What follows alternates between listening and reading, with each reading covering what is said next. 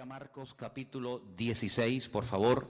Marcos capítulo 16 es el último capítulo de este breve pero bonito, intenso evangelio. Algunos dicen, la mayoría de los comentaristas dicen que este fue el primer evangelio que se escribió.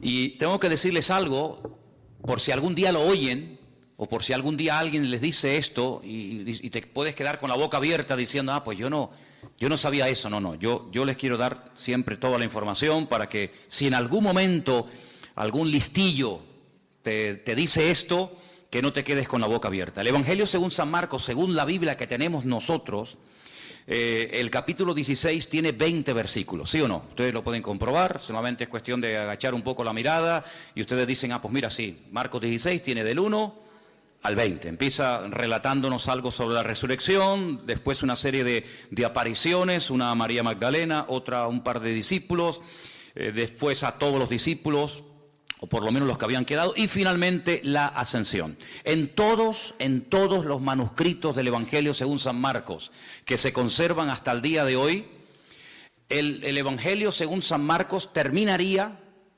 escrito por Marcos en el versículo 8.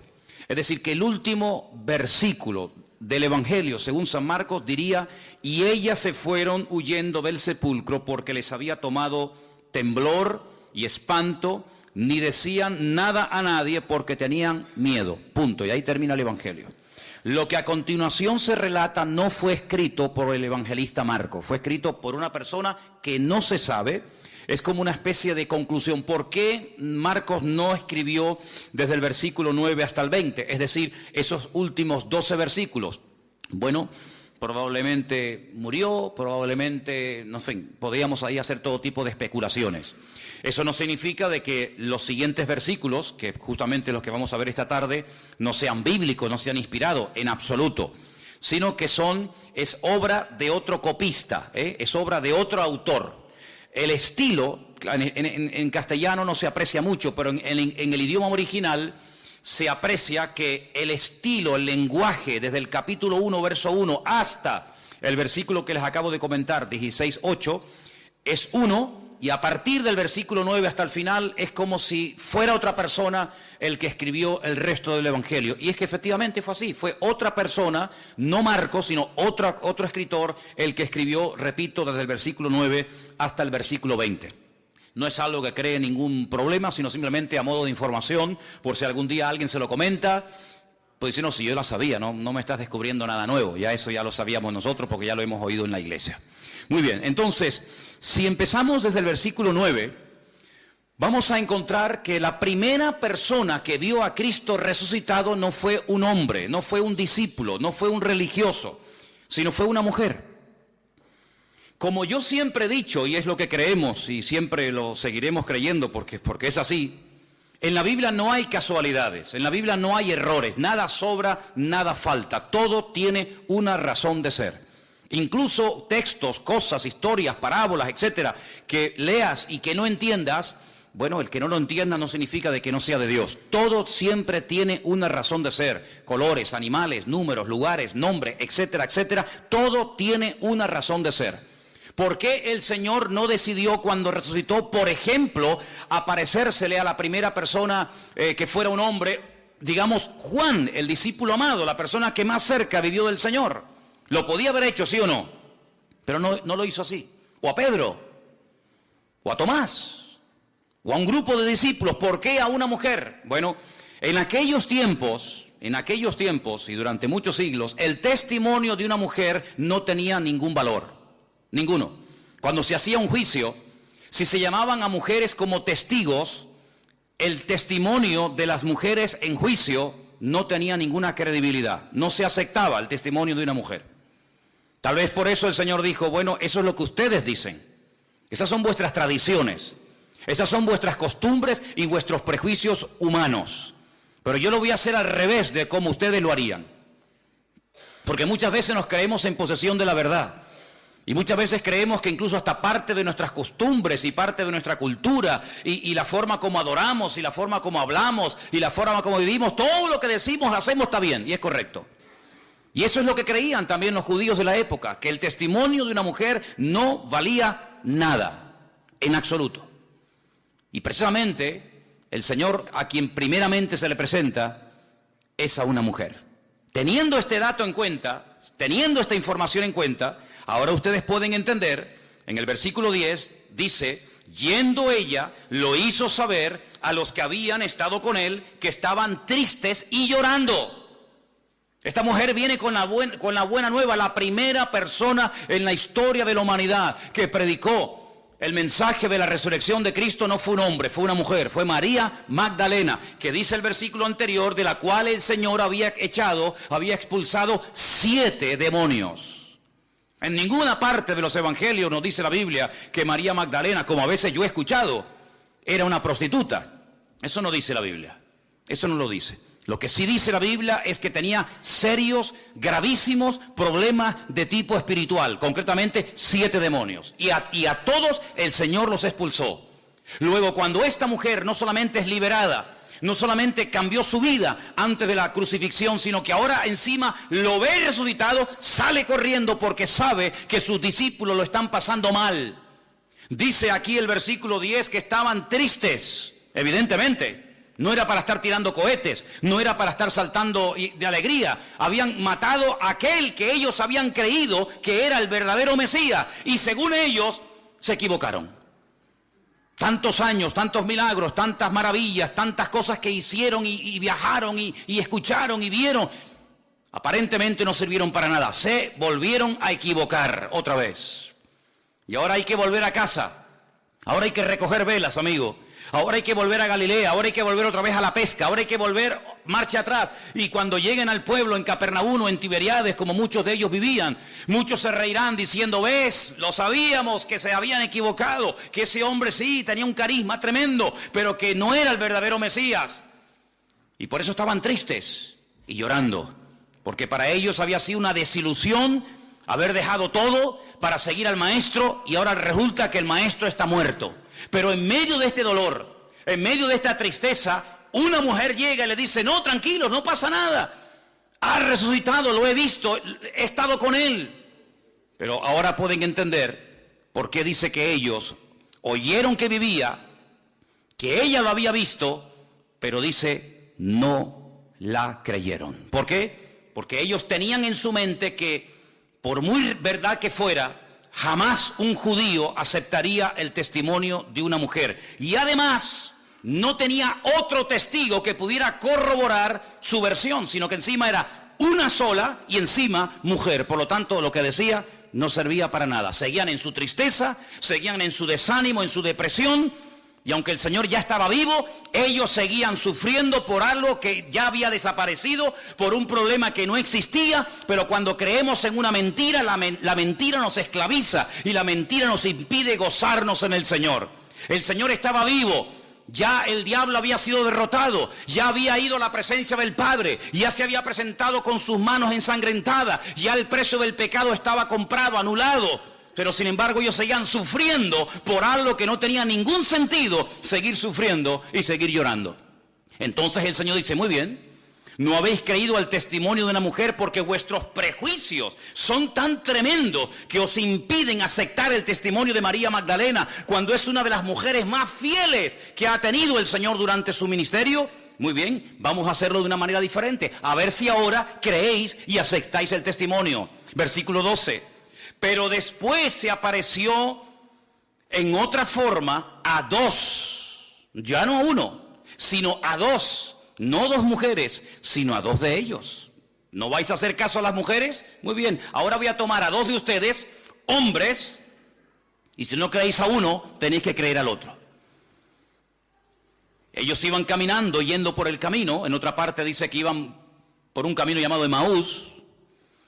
Ellos fueron y le hicieron saber a los otros y ni aún a ellos creyeron. Entonces ya no es problema de que era una mujer sola. Ya no es problema de que son solamente 2 hombres. Es problema de que no queréis creer. Ya no es problema de que no, es que nos habló una mujer y nosotros no podemos aceptar el testimonio de una mujer. No. Tu problema no es ese. Tu problema es que tú te niegas a cambiar. Tu problema es que tú no aceptas ni mujeres ni hombres, aunque sean 1000 los que vengan a dar testimonio. Ustedes se han cerrado en banda y ustedes bajo ningún concepto van a aceptar el testimonio de nadie. Fíjate hasta qué punto estaban endurecidos, que ahora lo vamos a ver, que en una ocasión uno de sus discípulos, no uno de la calle, no un enemigo del Señor que los tenía, sino uno de ellos dijo: hasta que no lo vea, hasta que no lo toque, no voy a creer. Así que a mí me podéis dar testimonios, a mí me podéis dar estudios, a mí me podéis dar todas las palabras que queráis, hasta que yo no toque, hasta que yo no meta mi dedo en su costado y vea sus heridas y yo lo vea, yo no voy a creer. Ahora pueden entender en el versículo 14, cuando dice finalmente, no habéis aceptado el testimonio de María Magdalena porque decís que es mujer. Bien, tampoco habéis aceptado el testimonio de 2 de vosotros. Muy bien, finalmente se apareció a los 11 mismos. Se apareció a los 11 mismos estando ellos sentados a la mesa, y ahora viene el reproche. Les reprochó su incredulidad y su dureza de corazón. Otra versión dice: les echó en cara semejante actitud. Si creen ustedes que una actitud de desobediencia o de incredulidad pasa desapercibida ante los ojos del Señor, nada más lejos de la realidad. Dudar de las palabras, dudar de lo que Dios ha dicho, cuestionar su resurrección. Dice que les reprochó su dureza de corazón y su incredulidad. Ahora vuelvo a repetir, no estamos hablando de escribas y fariseos incrédulos que siempre estaban buscándole las 4 patas al gato y tratando de desprestigiar y de desacreditar al Señor o a sus discípulos o a sus milagros. Incluso a veces veían milagros y decían: bueno, esto lo hizo el príncipe de las tinieblas, Belcebú. Es que está loco, es que esto y es que aquello. No, cuidado. Estamos hablando de discípulos, de personas que ya saben de qué va el mensaje del Señor. Personas que lo han visto, que han comido con Él, que han viajado con Él, que lo conocen íntima y privadamente, que todavía en esos hombres todavía quede vestigios y restos de incredulidad y de dureza de corazón. Es algo increíble, es algo increíble. Todavía después de 3 años tenéis estos problemas. Bueno, lamentablemente a veces la gente del mundo tiene como más apertura y son más crédulos para ciertas cosas que algunos que se llaman creyentes, que dicen: bueno, ya será menos. El Señor les reprocha su corazón, como diciendo: esto no lo voy a pasar por alto. Ahora, el pasaje que vamos a leer nuevamente desde el 14 hasta el 18 es un pasaje muy interesante porque son las últimas palabras del Señor Jesucristo. Y cuando las volvamos a leer, yo les voy a hacer una pregunta y tenéis que ser sinceros a la hora de responder. Y dicen así, versículo 15, les dijo: id por todo el mundo y predicad el evangelio a toda criatura. Jamás Dios había dado este mensaje, este mandamiento a ningún hombre. Al único profeta que le dijo: sal de tu tierra y vete a otro país, a otra cultura, a otra nación a predicar, fue al profeta Jonás, y todas las pegas que puso ya las conocemos. Ahora el Señor abre el abanico y dice: no, ya se acabó eso de predicar solamente en Israel y solamente a los judíos, o bien en el norte, o bien en el sur, o bien en una tribu, o bien en otra tribu. Ya eso se acabó. Ahora es a toda criatura y a todas las naciones de la tierra. Algo que para nosotros aparentemente es tan normal, para ellos era un escándalo. Porque ellos tenían metido hasta en el tuétano de sus huesos que a nadie más el Señor les iba a hablar y a bendecir como a ellos, porque ellos eran, como lo dice la Escritura, su especial tesoro. Y eso de compartir las bendiciones con gentiles, con paganos, con idólatras, ni se les pasaba por la cabeza. Pero ahora el Señor les dice: tenéis que ir por todas las naciones de la tierra predicando el evangelio. El que creyere y fuere bautizado será salvo, mas el que no creyere será condenado. Y ahora viene algo muy interesante a partir del versículo 17 y 18 que dice: y estas señales, no dice señales seguirán, porque claro, se dice señales y no especifica qué tipo de señales. Tendríamos que aceptar todo tipo de señales como de parte del Señor. Y para que no caigamos en el error de abrirnos a todo, ni cerrarnos a todo, el Señor dice estas señales, como diciendo, no son todo tipo de señales. Alguien dijo en una ocasión, bueno hermano, pero el Señor dijo en una ocasión que señales o cosas más grandes que el Señor haríamos. Sí, en cantidad, pero no en diversidad. Jamás le vamos a ganar al Señor absolutamente en nada. Lo que Él no hizo,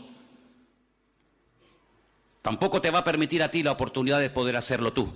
Porque sería hacer cosas que Él no hizo, y repito, nunca le vamos a ganar al Señor absolutamente en nada. Claro, serán señales mucho más grandes, serán señales en diferentes naciones y países, pero estas señales, las que yo les voy a nombrar a continuación. Primero, en mi nombre echarán fuera demonios. Segundo, hablarán nuevas lenguas. Tercero, tomarán en las manos serpientes y si bebieren cosa mortífera no les hará daño. Cuarta, sobre los enfermos pondrán sus manos y sanarán. Estas son las 4 señales que abarcan lo natural, lo espiritual, lo físico, etcétera, que el Señor dice que seguirán a los que creen, no los que creen seguirán a las señales, que es muy diferente. Las señales siguen a los que creen, no los que creen siguen a las señales, porque al único que tenemos que seguir es al Señor y no las señales que hace el Señor. ¿Cuántos dicen amén? Bien. La pregunta que yo les quiero hacer ahora, después de leer estas 4 señales y de leer estos versículos, es ¿cuántos aceptan? ¿Cuántos creen en esto que hemos leído en esta tarde? ¿Todo? Si aceptamos todo el pasaje, quiere decir que aceptamos lo que dice cada versículo con cada palabra y con cada cosa que nos dice y en cada una de las señales. ¿Ustedes creen que hoy en día se puede echar fuera demonios? ¿Estáis convencidos de ello? ¿Cuántos has echado tú?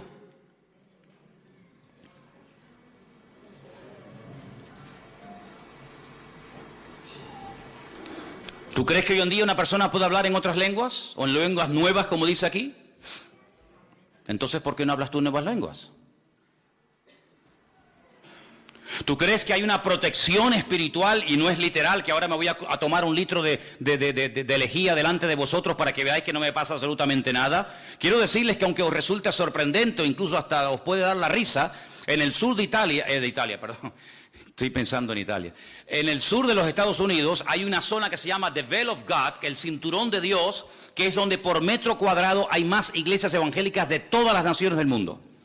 Es una detrás de otra, una detrás de otra, una detrás de otra, una detrás de otra. Y en muchas de esas congregaciones, no en todas, en muchas de esas congregaciones hay una reunión, un culto, que es una de las más importantes de la semana y consiste en llevar cajas llenas de serpientes de cascabel.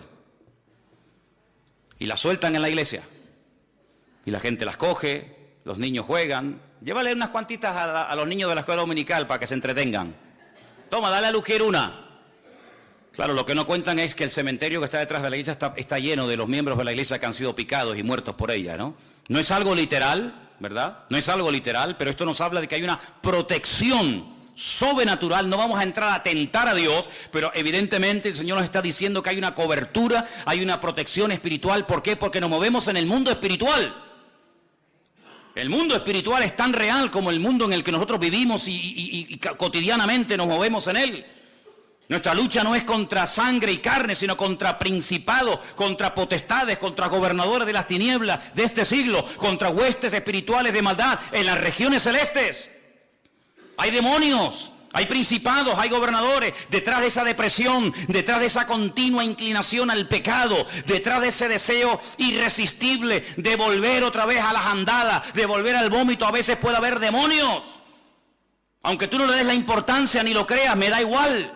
Pero muchas personas todavía siguen siendo esclavos de ataduras espirituales, pero como no lo aceptan, ni lo creen, y encima dicen, es que yo nunca he creído en eso, a mí nunca me enseñaron eso, como si eso te escudara, y eso, digamos, te diera libertad para decir que no crees en eso, pero detrás de muchas situaciones familiares, económicas, físicas, espirituales, etcétera, etcétera, hay auténticas opresiones demoníacas. Y dice la palabra de Dios y nos da muchos ejemplos. La Biblia dice que una vez en un culto, hermano, en una sinagoga en los tiempos del Señor Jesucristo, Lucas observó, y Lucas era médico. Por lo tanto, él no es una persona que espiritualiza cualquier situación, sino que él reconoce que allí en ese culto, ese día, había una mujer encorvada, dice que de ninguna manera se podía enderezar. Y lo está hablando, diciendo un médico. De ninguna manera se podía enderezar.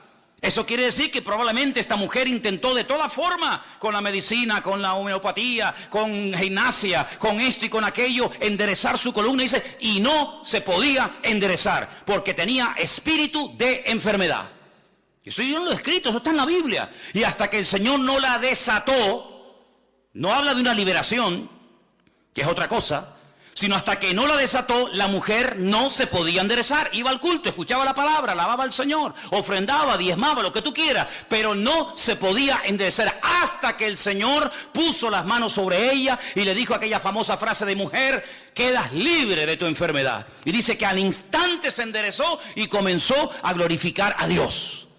Bueno, y el Señor dice: a esta hija de Abraham que Satanás tenía atada por 18 años, ¿no le voy yo a desatar aunque sea día de reposo? ¿O es que acaso es más importante el día de reposo que ayudar y bendecir y desatar una vida? Lo cuestionaron, lo criticaron, pero así fue. Entonces te das cuenta de que hay personas que tienen ataduras espirituales en su vida que a veces ni son conscientes de que las tienen. A veces los que les observan son están más propensos a entender el trasfondo espiritual que está detrás de esa situación, aunque aparentemente es un problema físico, pero no lo es así. Y eso está en la palabra de Dios. La Biblia nos enseña que cuando Pablo iba al río donde había un culto de oración, porque había muy pocos judíos en la ciudad donde vivía una tal Lidia, la Biblia nos enseña que una joven, una chica salía y aparentemente le hacía una publicidad maravillosa al apóstol Pablo y así las que iba con él. Estos son siervos del Dios Altísimo. Bueno, ¿qué hay de malo en eso? No, cuidado. La Biblia dice que esto le desagradó a Pablo después de muchos días y dice que se volvió y reprendió al demonio que salió de ella. Y más adelante dice porque tenía espíritu de adivinación. Y automáticamente la chica perdió ese don, esa facultad de poder no profetizar, sino adivinar. Y dice la Biblia que se montó un revuelo en aquella ciudad tremendo, que los metieron en la cárcel y todos conocéis la historia. Luego, no siempre, pero a veces detrás de una enfermedad, detrás de una depresión, detrás de una caída y otra, a veces hay problemas de tipo espiritual. Y a veces hay personas que no son libres porque no aceptan el ser tratados en ese área o porque no creen en ese área. Y así les va, y así están toda la vida con lo mismo. Así que cuando vamos a la palabra del Señor nos encontramos que una de las señales, una de las responsabilidades de los hijos de Dios, de los que creen en su nombre, es libertar a los cautivos por Satanás. ¿Cuántos dicen amén? Y hay más gente con problemas espirituales a nuestro alrededor de lo que te puedas imaginar. Vete a una cárcel un día y te vas a dar cuenta que hay endemoniados allí a punta pala. Y sé lo que digo, porque yo estuve 7 años allí. Todas las semanas iba allí. Y teníamos en un comedor una reunión. ¿Y cuántas veces nos llamaron por la megafonía los funcionarios para que fuéramos a una celda a atender a una chica que supuestamente le había dado un ataque epiléptico? Y los funcionarios estaban asustados porque no sabían ni por dónde meterle mano a la criatura aquella. Y llegábamos, se le ministraba y fuera en el nombre del Señor libre. Porque esa es una de las señales que seguirán a los que creen en su nombre. Por eso les preguntaba, ¿usted cree en esto? Sí. Entonces, ¿por qué no se ve esa señal en su vida? Porque para algunos este tema es una teoría y hasta incluso en algunos casos dice, ay, a mí esos temas me dan miedo. Pero sin embargo te pregunto otra cosa y eres un fiera y entiendes de todo. Pero sin embargo lo que deberías de entender y ser algo normal en tu vida, lo ves como algo tan lejano y tan extraño. Incluso he llegado a oír a algunos predicadores y maestros que dicen, bueno, esas señales eran para los tiempos de Cristo. Eran las señales que iban a acompañar para darle credibilidad y para darle valor a los discípulos. Pero cuando todos murieron, Pedro, Jacobo, Juan, Santiago, Tomás, etcétera, etcétera, esas señales se acabaron. ¿Dónde está escrito eso? Por favor, que alguien me diga dónde dice la Biblia que cuando murieron los discípulos, con ellos murió el poder de Dios. Habrán muerto los discípulos, pero Dios no está muerto. Él está vivo y vive por los siglos de los siglos. Amén. ¿Cuántos lo creen? Por lo tanto, es una señal. Pero no solamente esa señal dice que seguirán a los que creen en su nombre, sino dice la Biblia que incluso los que creen en su nombre hablarán nuevas lenguas. Lenguas que no aprendieron en una academia, Y esta evidencia se ve en todo el libro de los Hechos, no una, ni dos, ni tres, varias veces se ve como otra evidencia que hay. Y era algo tan normal en aquellos siglos que hay capítulos enteros en la Biblia. Por ejemplo, Primera de Corintios capítulo 14, donde te habla acerca de cómo moverse y cómo entender y cómo ejecutar este don que Dios le ha dado al pueblo de Dios. Ahí está. Hay una protección sobrenatural sobre los hijos de Dios, sin lugar a dudas. No te quedes duda. Las veces que el diablo habrá querido matarnos, ni nos imaginamos. Cuando lleguemos a la presencia del Señor nos vamos a llevar muchas sorpresas de que aquello que pasó no fue casualidad, sino que era que el enemigo quería destruirnos, incluso en algunos casos desde pequeñito, desde el vientre de nuestra madre. Pero el Señor nos protegió y el Señor siempre estuvo cuidándonos. Y no nos dimos cuenta, pero algún día el Señor nos pondrá la película de nuestra vida y nos vamos a dar cuenta de muchas cosas maravillosas que ocurrieron en el mundo espiritual y que el Señor nos protegió de ellas, incluso hasta de la misma muerte. Y dice aquí que otra de las señales que seguirán a los que creen en su nombre, que pondrían las manos sobre los enfermos y sanarían. ¿Es bíblico hoy en día que se puedan orar por enfermos? Si no es bíblico y no se puede hacer, y esto acabó porque era de la era primera del cristianismo, quiere decir que los pobrecitos que estén enfermos hoy en día, pues que se vayan muriendo uno detrás de otro. Sin embargo, en esta iglesia ya aceptamos como algo normal el que en un culto, como por ejemplo el jueves, 2 personas hayan contado auténticos milagros de cómo el Señor ha obrado en sus vidas y una hermana, como contaba el jueves, no perdió su vista cuando le decían que iba a ser vaciado su ojo y la cuenca iba a quedar sola. Y también el otro testimonio también del jueves, ¿qué era el de Maxi también, cómo Dios protege. Entonces, nuestro Dios no ha cambiado. ¿Quién ha cambiado entonces? ¿La Biblia? No, sigue siendo la misma. Si Dios no ha cambiado, si la Biblia es la misma, si el Evangelio es el mismo, ¿por qué a veces hay creyentes que no levantan cabeza? Creyentes, acabo de decir, y no me equivoqué. Creyentes, familias de creyentes, que siempre están, cuando no es una cosa, es otra. Cuando no es una duda, es un dolor. Cuando no es un dolor, es una enfermedad. Cuando no es una enfermedad, es una depresión. Y yo digo, no es atractivo el cristianismo que muchos viven. El cristianismo que vivimos nosotros tiene que ser atractivo. La gente tiene que tenernos envidia a nosotros y no nosotros envidia de ellos. Nuestra vida tiene que ser de tal manera que lo sobrenatural tiene que ser lo normal. ¿Cuántos dicen amén? Lo normal.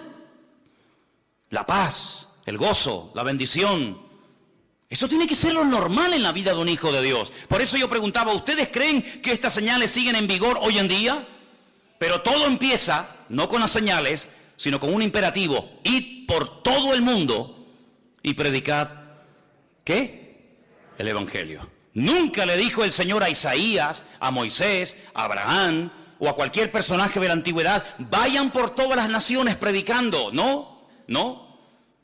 Era como una especie de pueblo hermético, donde ellos sabían lo que habían recibido, pero en muy pocas ocasiones no le hacía ninguna gracia, créame, no le hacía ninguna gracia el abrirse y compartir las bendiciones y el conocimiento de la palabra de Dios con otras gentes.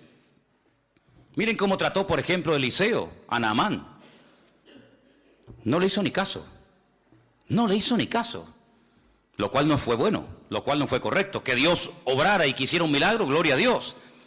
Pero no es correcto que un hombre venga pidiendo ayuda y no vayas ni a la puerta a decirle buenas tardes, bienvenido. Pero era la forma normal. El mismísimo Señor Jesucristo, durante un tiempo en su ministerio, él dijo, yo he venido a las ovejas perdidas de la casa de Israel. Y cuando manda a sus discípulos delante de él, hay una orden que a veces no se percata la gente que la dio, pero dice, no vayáis por caminos ni por ciudades de gentiles. Porque ahora no es el momento de entrar en confrontación con gentiles. Llegará el momento cuando tendréis que ir por todas las naciones, pero ahora yo he venido a algo concreto y específico. Dice, a lo suyo vino y los suyos no le recibieron. Una mujer que no era judía tenía una hija con problemas de tipo espiritual. Ella sabía que su religión iba a ser inútil la ayuda. Y ella insistía, y el Señor se le queda mirando y le dice, oye, no está bien que yo coja un pan y se lo dé a un perro. ¿Cómo? ¿Qué le acabas de llamar? ¿Perro? ¿Sí? Si no está bien que yo coja el pan de los hijos y se lo dé a una perra. Y la mujer dijo, sí, tienes razón. No es normal que se coja un pan, un plato de comida que es para los hijos y se le dé a los perros. pero también los perros tenemos derecho a comer, aunque sea una migaja. No se ofende porque para ella era normal el trato de desprecio, el trato de rechazo. No era el momento para entrar en territorio gentil, eso sería para otro momento de la historia. Ella acepta, pero ella dice, bueno, pero por lo menos atiéndeme, hame algo, tírame aunque sea un hueso. Y el Señor le dice, tu hija ha sido liberada en este mismo momento. ¿Qué te parece, amigo?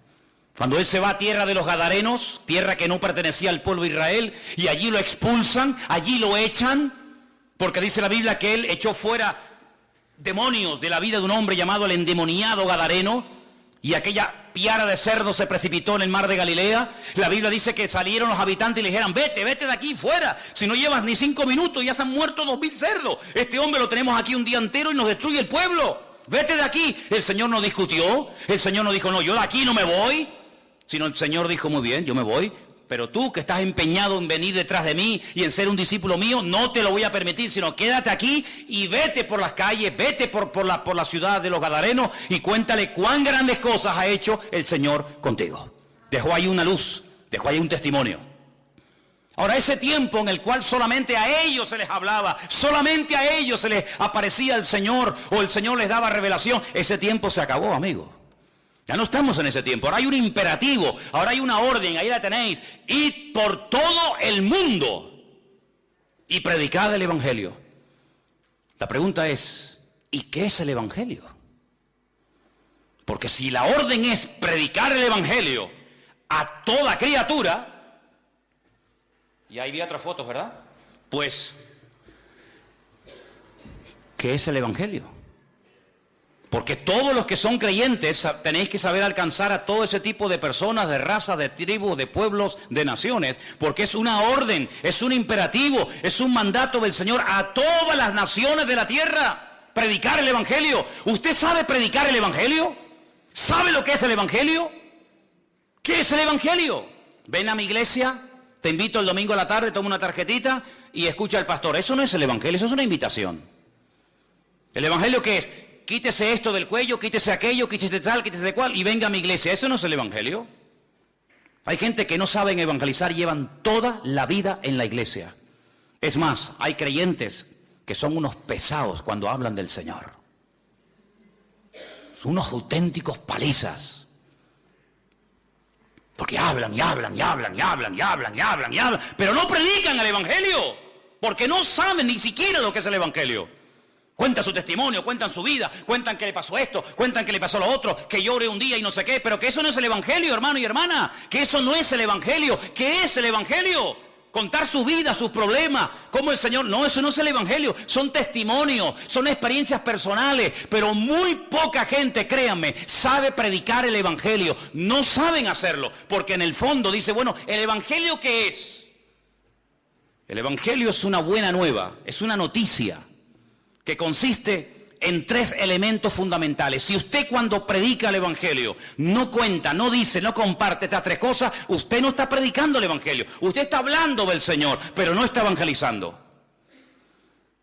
En todo mensaje evangelístico, en todo acto que usted haga para predicar el Evangelio, tiene que hablar sí o sí de la muerte de nuestro Señor Jesucristo. Pero la muerte, ¿por qué? ¿Por qué tuvo que morir Jesús? Si no murió de viejo, no murió de un infarto, sino que murió porque puso su vida voluntariamente para morir. ¿Por qué tuvo que morir? ¿Y por qué de esa manera tan cruel? Por una sencilla razón. Porque cuando Dios creó al hombre en el principio, lo creó sin pecado, lo creó sin mancha, lo creó inocente, lo creó con la libertad de poder acercarse y hablar con su Creador en cualquier momento y a cualquier hora y en cualquier lugar. Pero eso se acabó. Se desconectó el hombre de Dios por el pecado. Satanás vino, tentó al hombre, tentó a la mujer. Los dos cayeron, los dos se desconectaron de Dios. Los dos salieron del gobierno, de la protección de Dios. Y ya no podía hablar el hombre directamente con Dios. Ahora había que presentar sacrificios ¿de qué? ¿De qué? De animales. De animales. ¿Qué pinta un animal en mi relación con Dios? Es que cada vez que vayas y mates un animal, y cada vez que veas la sangre de ese animal derramado, número 1, tienes que entender que sin sangre sin derramamiento de sangre no hay remisión de pecados. La única forma de que el pecado se borre es con sangre. Pero si los animales no borran el pecado, ¿para qué derramar sangre de animales? Es como una pérdida de tiempo, no. Es simplemente una preparación para que cuando se derrame su sangre, que es la única que puede perdonar nuestros pecados, la sangre de Cristo, estéis preparados y sepáis de qué va el tema. Segundo, cuando sacrifiquen un animal, quiero que entiendan que tu parte animal, tu parte carnal es la que ha salido a flote y te ha desconectado de la presencia de Dios. Te has comportado como una auténtica bestia, te has comportado como un animal, y ese pobrecito animal inocente, cordero, oveja o lo que sea, ese animal está cumpliendo un papel sustitutorio, está muriendo en tu lugar, pero no sirve de nada porque la sangre de los toros y de los machos cabríos no puede perdonar los pecados. Es simplemente prepararte psicológicamente, mentalmente, para que cuando se derrame, cuando se ejecute el verdadero sacrificio que es el de Cristo, el Cordero de Dios, que quita el pecado del mundo, lo entienda y no te quedes con la boca abierta diciendo, ¿y esto de qué va? Así que cuando hables a una persona del Señor y quieras predicarle el Evangelio, tienes que decirle, Cristo murió por tu culpa, por tus pecados, por los nuestros, por los de toda la humanidad. Es como si Cristo dijera, mira, tú y tú y tú, todos tenéis que morir, pero yo no quiero la muerte del impío, dice la Biblia. Yo quiero que todos se salven y que todos procedan al arrepentimiento. Pero ¿cómo hacemos? Si la paga del pecado es la muerte, ¿qué hacemos? ¿Los perdonamos y van a seguir pecando? No. Yo lo que voy a hacer es ocupar vuestro lugar. Que mi Padre se desahogue conmigo y que derrame toda vuestra culpabilidad sobre mí. Y yo moriré por todos los crímenes, por todas las injusticias, por todas las barbaridades que se han cometido, que Dios me eche la culpa a mí. Y yo moriré por toda la raza humana, por los que murieron, por los que viven y por los que aún vivirán en el futuro. Yo voy a hacer un sacrificio una vez y para siempre. Bien, imagínate que la gente no entiende que Cristo murió por los pecados del pecador, que Cristo murió por nosotros. Pero murió. ¿Y ahora qué hacemos? La segunda parte. Hay que hablar de que la muerte no acabó con el Señor. La muerte no fue el fin, la muerte fue el principio. ¿Por qué? Porque la muerte dio paso a la resurrección. ¿Cuántos dicen amén? Porque sin resurrección no hay esperanza. Porque estamos creyendo en un muerto. Y los muertos, dice la Biblia, no tienen poder ni para hacer bien ni para hacer mal. Por eso la gente cuando consulta a los muertos se equivocan. La Biblia dice, no busques entre los muertos al que vive, porque Él ha resucitado. Si Cristo no resucitó, vana es nuestra fe. Y los que murieron creyendo que resucitarían, tampoco resucitarán. Porque si Cristo no resucitó, nadie tampoco resucitará. Luego Él murió, gloria a Dios por eso. Pero Él resucitó al tercer día. Bueno, gloria a Dios, está vivo. Pero ¿dónde está? Yo quiero verlo, yo quiero conocerlo. Yo he creído en Él. La tercera parte del Evangelio es que el que murió y resucitó al tercer día y nos llevará a su presencia y estaremos por la eternidad con Él. Eso es el Evangelio. El Evangelio no es contar que me dolía aquí y lloré y el Señor me sanó. Ese es su testimonio, hermano y hermana. Esa es su experiencia personal, pero eso no es evangelio. Esa es su experiencia. Y hay gente que comparte y bombardea a los demás con sus experiencias, con sus testimonios, pero no evangelizan. Y aquí de lo que se trata no es hablar de usted. Aquí de lo que se trata es de hablar de Él. Porque si hablamos de usted, la gente se puede quedar sorprendida. Pero si hablamos de Él, dice la Biblia que el Espíritu Santo tomará esa palabra, convencerá al pecador de su pecado y aceptará la verdad que es en Cristo Jesús, Señor nuestro. ¿Cuántos dicen amén? Por eso el Evangelio es la orden que tenemos todos de predicar. ¿A quién? A todo el mundo. A los de ISIS, a los del Daesh, que cortan cabezas a diestra y a siniestra, a los que violan niños. ¿A ellos sí o no? Porque dice la Biblia, ¿cómo creerán si no hay quien les predique? A los caníbales, sí, hermanos, también fueron en otros tiempos predicadores y misioneros a Guinea, Papúa y a otras partes del mundo a predicarle a los caníbales, y muchos se convirtieron, y también hay que decirlo, muchos misioneros perdieron la vida. Y no sé si ustedes saben aquel caso famoso de aquellos misioneros que fueron a esas islas del Pacífico y fueron devorados por aquellos caníbales. Pero tiempo más tarde esos caníbales se convirtieron al Señor. Y los hijos de aquellos que habían sido asesinados volvieron a aquellas islas y bautizaron y se abrazaron con aquellos que se habían comido a sus padres y a sus antepasados. ¿Por qué? Porque el Evangelio tiene un poder transformador de tal manera que puede ser una persona que entendió el Evangelio y aceptó a Cristo. Las cosas viejas pasaron y aquí todo es hecho nuevo. El Evangelio tiene que cambiar nuestra forma de hablar, nuestra forma de pensar, nuestra forma de vivir, en algunos casos también hasta nuestra forma de vestir. El Evangelio es una revolución por dentro y por fuera. ¿Cuántos dicen amén? Dice la Biblia que el que dice que aceptó a Cristo, que entendió el Evangelio y sigue pecando, no ha entendido nada, porque el Evangelio es cambio total, absoluto y radical. Y algunos dicen, bueno, vamos cambiando poco a poco. ¿Quién se dejaría de envenenar poco a poco? El pecado no se puede dejar poco a poco, porque el pecado tiene un poder tan impresionante de destrucción. Es una atadura tan envolvente que como tú quieras dejar de fumar poco a poco, de drogarte poco a poco, de mentir poco a poco, de dejar de prostituirte poco a poco, jamás serás libre, porque el pecado no se puede dejar poco a poco. Hay que ser radical, pero es que no puedo. Gloria a Dios, ha llegado al punto preciso, amigo. Pero tengo una buena nueva que darte en esta tarde. Todo lo puedes en Cristo, que te fortalece. Es decir, si es verdad que dice la Biblia que todo lo puedo en Cristo que me fortalece, si es verdad las promesas del Señor, quiere decir que cuando yo sigo pecando y cayendo en lo mismo, no es porque yo sea una víctima, un pobre desgraciado, que no tengo poder y autoridad, no, sino es porque en el fondo de tu corazón tú no has interiorizado las verdades de aquel que te llamó de las tinieblas a su luz admirable, porque hay libertad total y plena en nombre del Señor, y no tienes que vivir con temor, y si caigo otra vez, y si peco otra vez, ni se me pasa por la cabeza, porque en Cristo soy una nueva criatura, y Él me fortalece y me ayuda, y no soy ahora la víctima, ahora la víctima es a Él. El diablo me tiene temor a mí, el diablo es el que tiene que huir de mí. ¿Por qué? Porque mayor es el que está en mí que el que viene contra mí. Dale un aplauso al Señor, y dile, gloria a Dios, soy vencedor en el nombre de Jesús. Bendito sea Dios, bendito sea el Señor.